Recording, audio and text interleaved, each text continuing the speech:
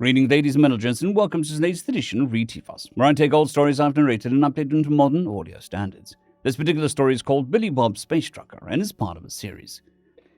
If you're new to the series, there is a playlist listed down below in the description, and as always, I hope that you enjoy. Chapter 18. President Cross was in the dodecahedron once more, and with the way things were shaping up, he'd be spending a lot of time in the military command center. This was why they'd built the rest of the dodecahedron under the old Pentagon. From the outside, it looked the same, but now they had a shell of a lot more space underground. The old joke had been that Washington was an iceberg, with only a fraction of the city being above ground. Now, it was especially true. Besides the dodecahedron, there was the White House 2.0, Basement Congress, the Smithsonian Emergency Patriotic Museum, and the Nixon Presidential Monument. It had it constructed in secret back in the 1970s. Every time a president ordered it taken apart, the workers would start dying in very mysterious circumstances, and eventually, everyone figured it was easier just to leave Nixon's ghost alone. It had been ages since a president had to worry about a full-scale war. They just had to deal with border skirmishes, where they send out a carrier group and bomb deep xenosystems to get them to bugger off. In general, there weren't too many disputes anymore. Humans liked high-gravity planets and did just fine on death worlds. That, and they fought far more ferociously than any other intelligent species. Cross smiled as he thought about the time the Forlorn Consortium tried to conquer an outlying mineral-rich system. They'd used their smaller destroyers and cruisers to screen the system, while 2 dreadnoughts and a few support ships were left to seize the orbital factories and the system's asteroid belt. What had happened were the workers, armed with nothing more than welding torches and mining tools, jumped from the asteroids to swarm over the hulls of the ships.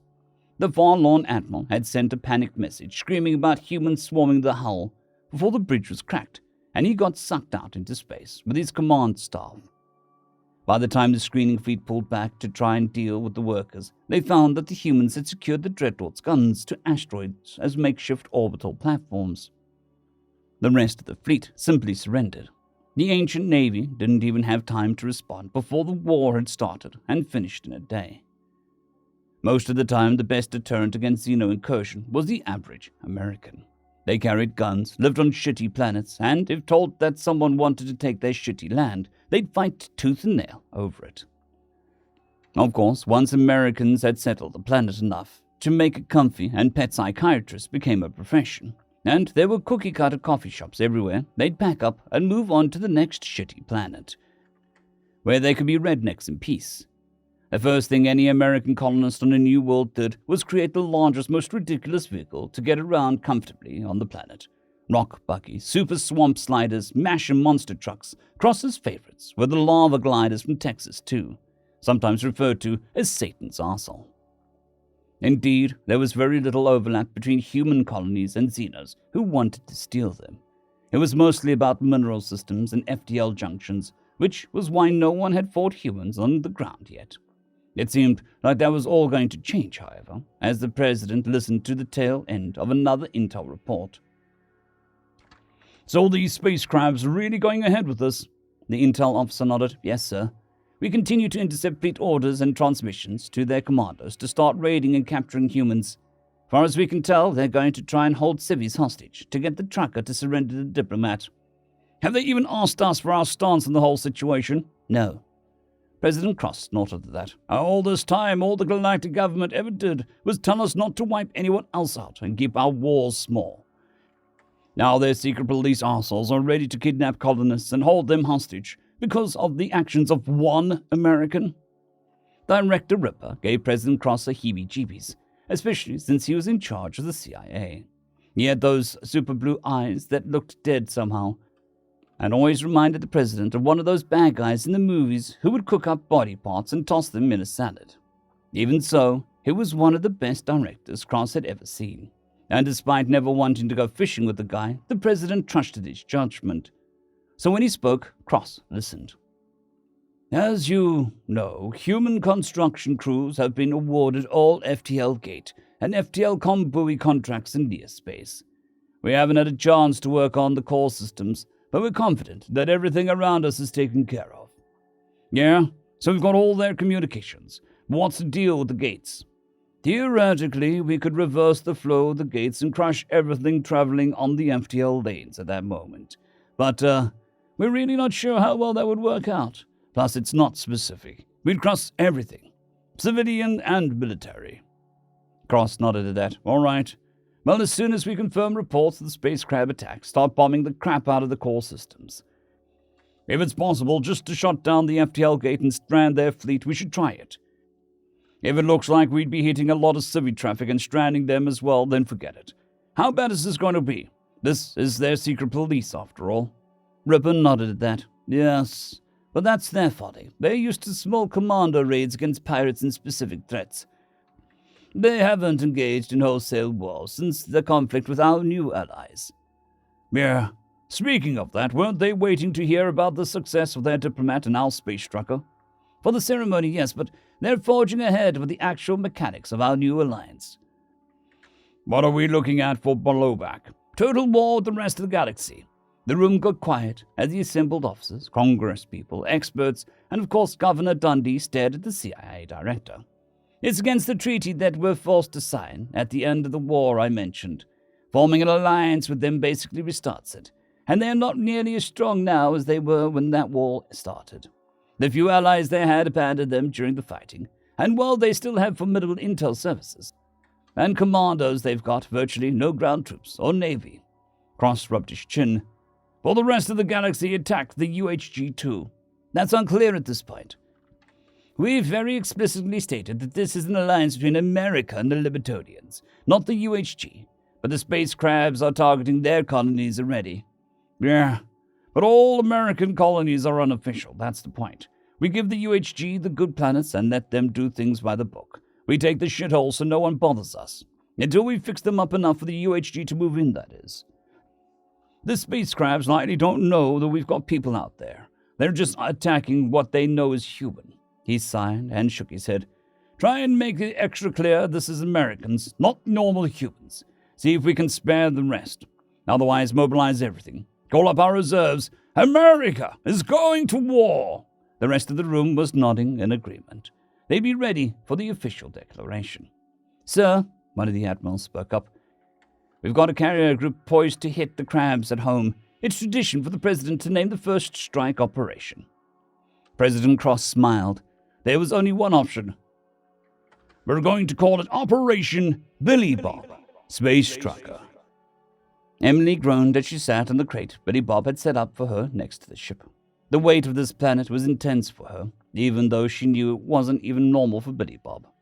After escaping with the trophy, they'd taken off and driven through 2 of her sleep cycles before he'd pulled out the FTL lane to land on an uninhabited planet. He wanted to give their new pet a chance to stretch its legs.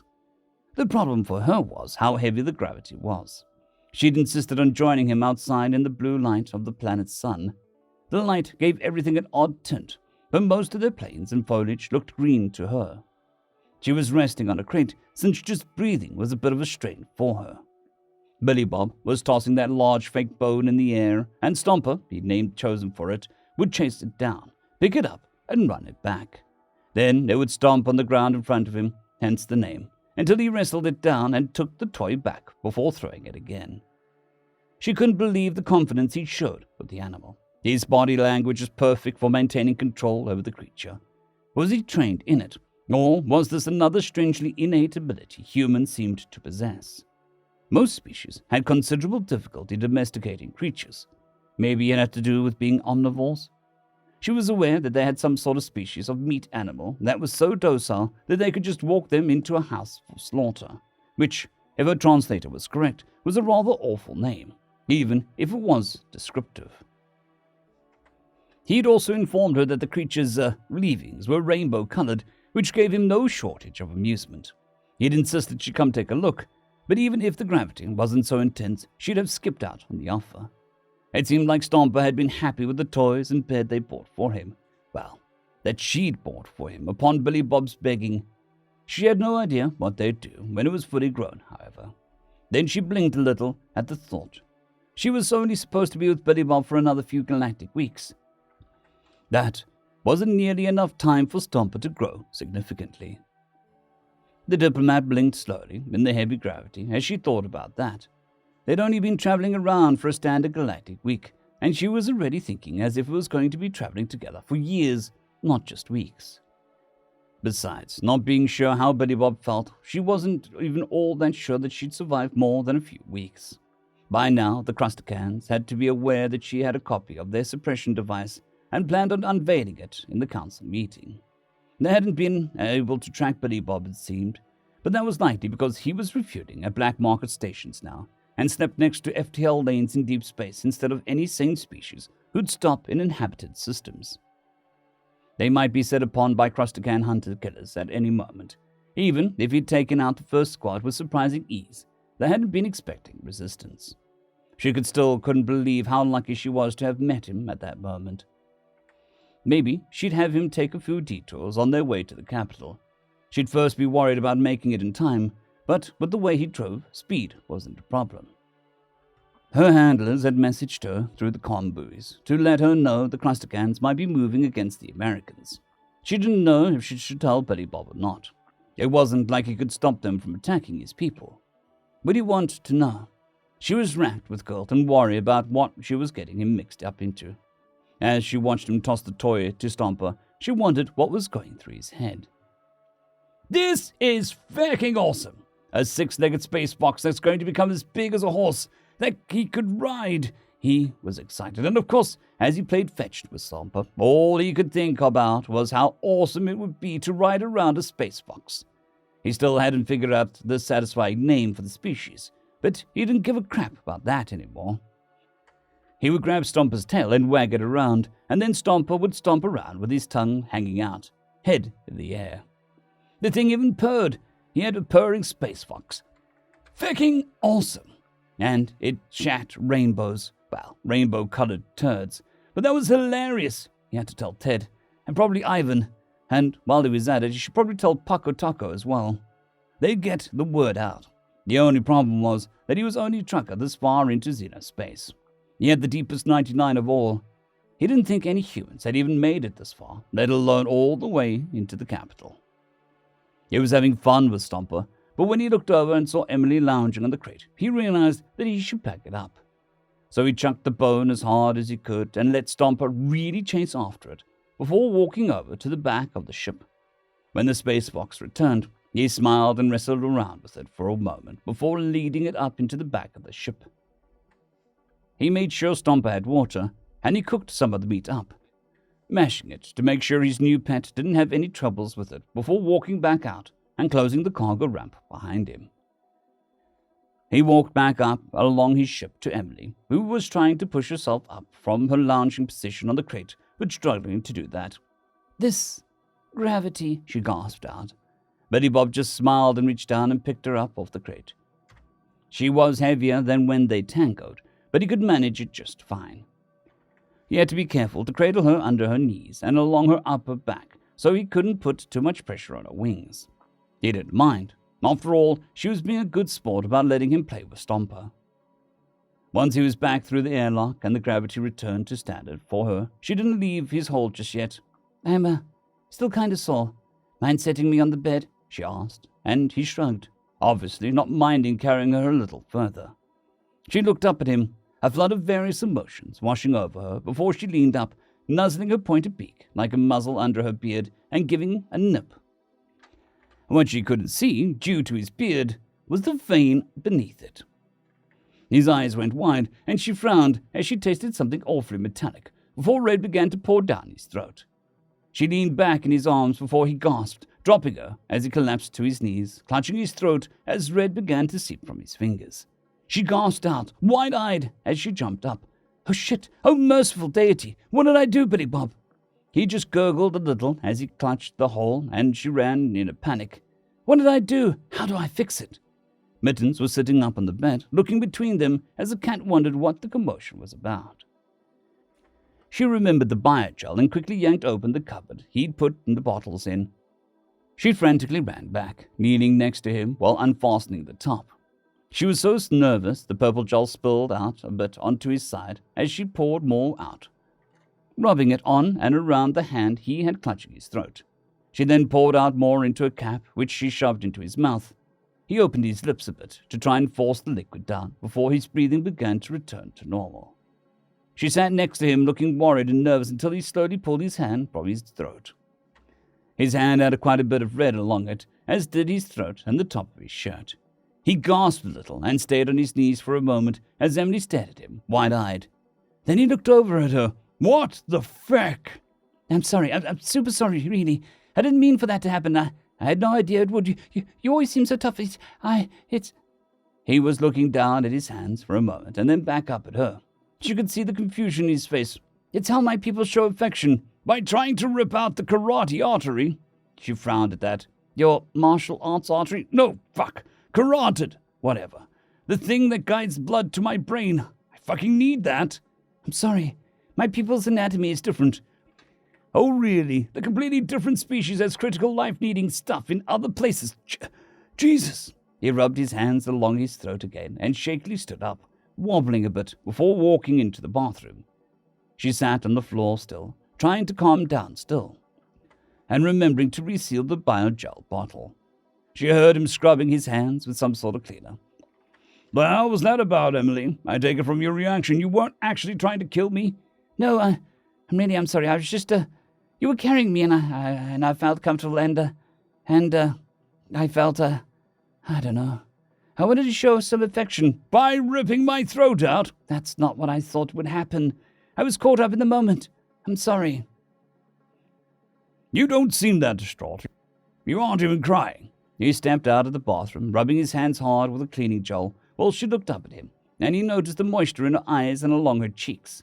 She just wasn't sobbing like a human might. "Crap. Never mind, Feck, you obviously didn't want that to happen, so apology accepted. It's just, stressful trying to hold my blood in so I don't fucking die." He shook his head for a moment as she looked down and away from him. He sighed out and turned back to the bathroom, finally turning on the water to wash off the last of the cleaning gel, now that his hands were clean. "For my people, that part of the neck is rather leathery under our feathers, so we show affection by nipping at it when the other person has it exposed to us." "I exposed it to you?" "Well, you were carrying me in your arms and I didn't think it through. I'm really sorry, Billy Bob. We had that dance and, She got quiet as he dried his hands off. Looking over at her for a minute, he didn't seem to know what to do, so he didn't say anything. He walked back out of the ship, picking up the crate that he'd set out for her earlier and stowing it away in the cargo bay, giving Stomper another pet as he walked through. Then he opened the door to his cabin. She'd put the biogel away and was sitting in the co-pilot's chair, seeming closed in, trying to take up very little space.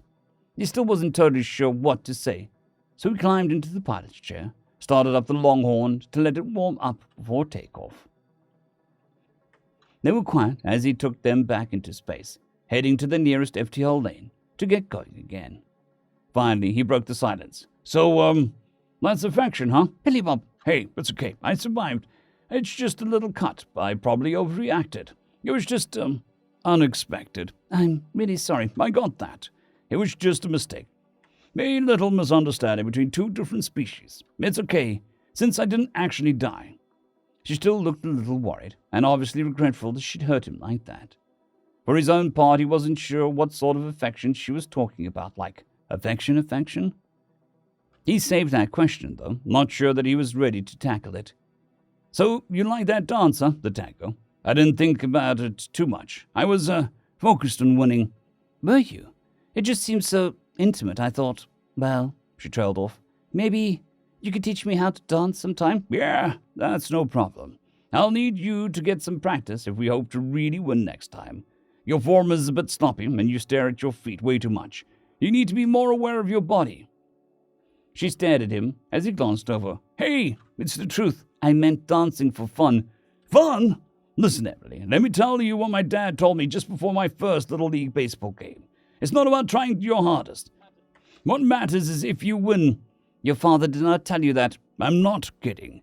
After we lost the game over which I had no real control because I was, young, we stood out in the parking lot, and he pointed out the other kids getting into vehicles with their families. He told me, all these other kids are going to get pizza with a families to either lessen the sting of defeat or make victory all the more sweet. And do you know where we're going, Billy Bob? And I asked if we were going to get pizza, and he said, no. We're going home and eating what your mother feels like making with as little prep as possible. And that's just what we did. Emily was staring at Billy Bob, open-mouthed with shock. That was your father? Billy Bob nodded. So, you know what happened at the next Little League game? I told my team that if we lost, I was going to start kicking them in the balls. Even if they had cups on to protect it. It still hurt. And you know what? We won. And my dad told me that he was extremely proud of me. So, I kind of have a thing about winning. If I can't win by the rules of the game everyone else is playing, I have to change the rules and win my own game. But you have fun constantly. You're the most insane fun-loving creature I've ever met. Yeah, because that's the game I play most of the time. That's part of why I became a space trucker. The only real rules I had to follow were delivering crap to the right place and the right time. I kick ass at that, which leaves me free to just have fun doing whatever the feck I want. But when I'm dancing, that's a competition. And I gotta win, so. If you want me to teach you to dance, I can. And I'll try not to get into my competitive mindset, but no promises. She thought it over for a moment. All right. I'll take whatever teaching you're willing to give. But no more neck-biting. No more neck-biting. I said I was sorry. I know. And I'm okay. So long as we're clear, don't try and kill me again. He smiled as she began to realize that this was just his behavior. Well, not by biting your neck. Your blood tastes awful. Oh, does it? Well, that's good to know. In case we are in a fight, I'll try to bleed in your mouth. I'm sure that's a good strategy. She giggled a little, finally starting to relax a bit, now that she realized Billy Bob was really okay. Yeah, try that on a flying predator. I'm sure you'll do well. Yeah, I'm not too worried about that, bird brain. Bird brain? What's that supposed to mean? Nothing. Let's just get some music going. He turned his music back on as they shifted into FTL lane, flying on towards the capital. And so ends another chapter in the adventures of Billy Bob, Space Trucker. I would like to thank our T5 members and patrons, Casper Arnholtz, Jon Creighton, W.R.E, 050, Dragzoon W.R.E, and Elijah Silvercross. Thank you very much.